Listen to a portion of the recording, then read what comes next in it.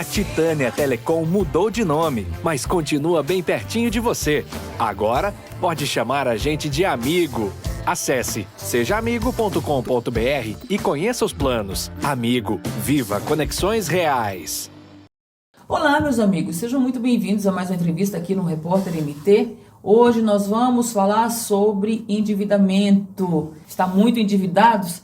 A gente tem um convidado aqui que vai nos ajudar a entender um pouquinho, que é o Fábio Granja.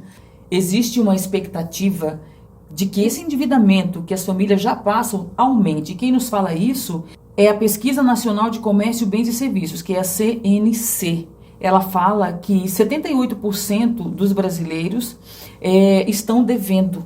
Por que é que o brasileiro deve tanto? Primeiro, educação financeira, né? O segundo, essa questão de eleição, novo governo, insegurança.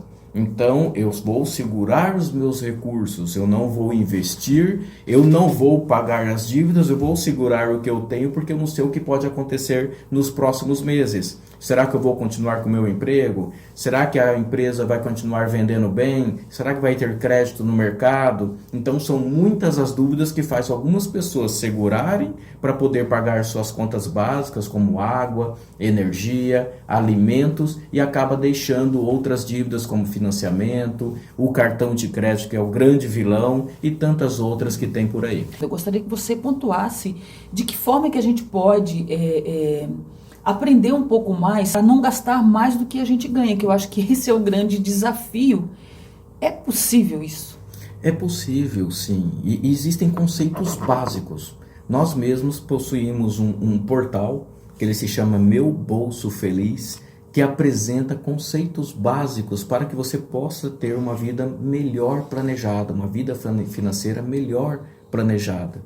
E ali são conceitos que a gente sempre fala. Primeiro, você sempre tem que pegar lá uma folha em branco, certo? Colocar de um lado quais são os meus compromissos mensais. Água, energia, aluguel, né? Alimentos, saúde. O que eu gasto? Educação. Quais são os meus custos mensais? Do outro lado, o que eu recebo para poder pagar isso aqui?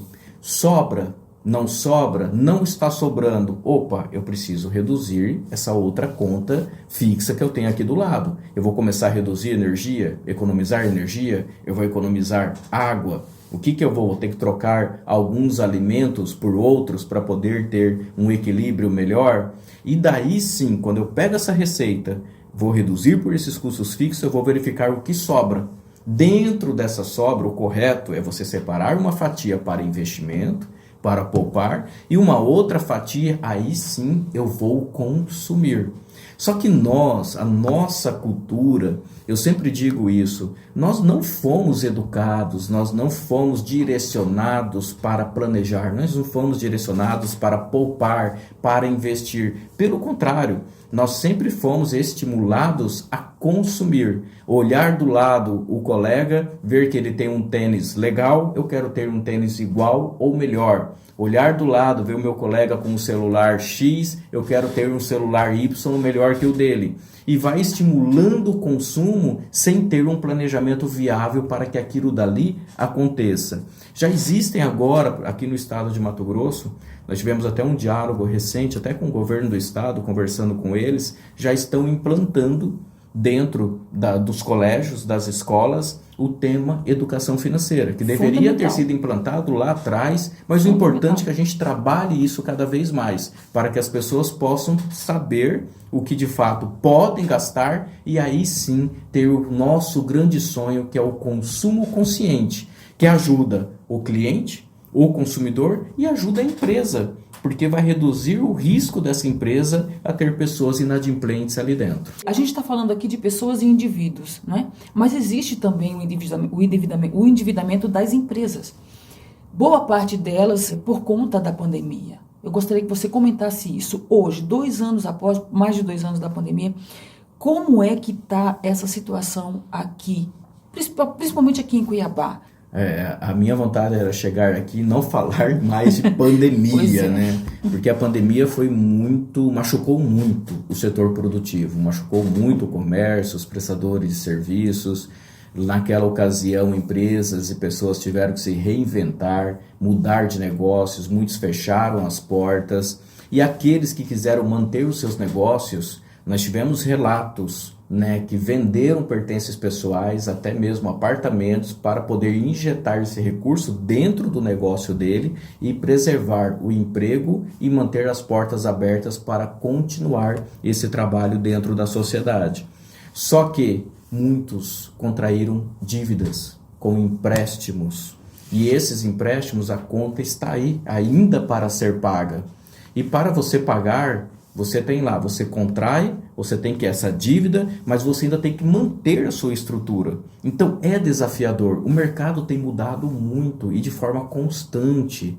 Então o pequeno empresário, o médio principalmente, tem sofrido com a entrada de grandes redes, com o mercado online. Então os concorrentes não é mais o vizinho do lado, o concorrente rompeu fronteiras, estão em outros estados, em outros países. Então é um momento muito diferenciado e desafiador para o empresário, que a todo dia tem buscado se capacitar, tem buscado novas fontes ali de receita, mas infelizmente não dá para dizer que já recuperou. Não.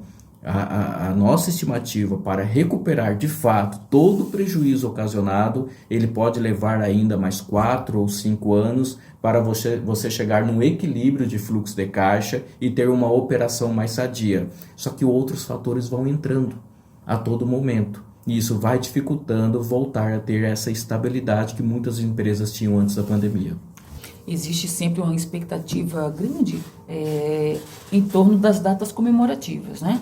Mas a pergunta é, Fábio, essas datas realmente aliviam a questão de vendas? Elas aumentam realmente as vendas? Por quê? Ora, se tem um número alto de pessoas endividadas, né? E aí vem as datas comemorativas e tem-se uma expectativa de que essas pessoas vão às compras. Mas como que elas vão poder comprar, sendo que elas já estão endividadas? Ótima pergunta. Nós temos até duas análises, né?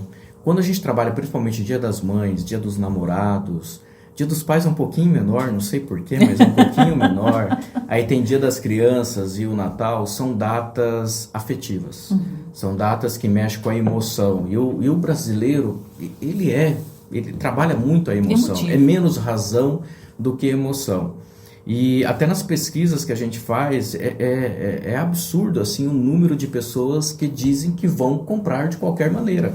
Então, muitas pessoas acabam deixando de pagar algumas contas para poder consumir e presentear o seu ente querido. Então, assim, tem um lado que é positivo, que ele acaba comprando à vista, acaba gerando recurso para a economia, que a gente sempre fala, quanto mais demanda, quanto mais consumo existir, mais necessidade de mão de obra você vai ter, mais contratação de pessoas. Tendo mais contratação, vai gerar salário, vai gerar renda e você faz a economia girar de uma forma mais positiva.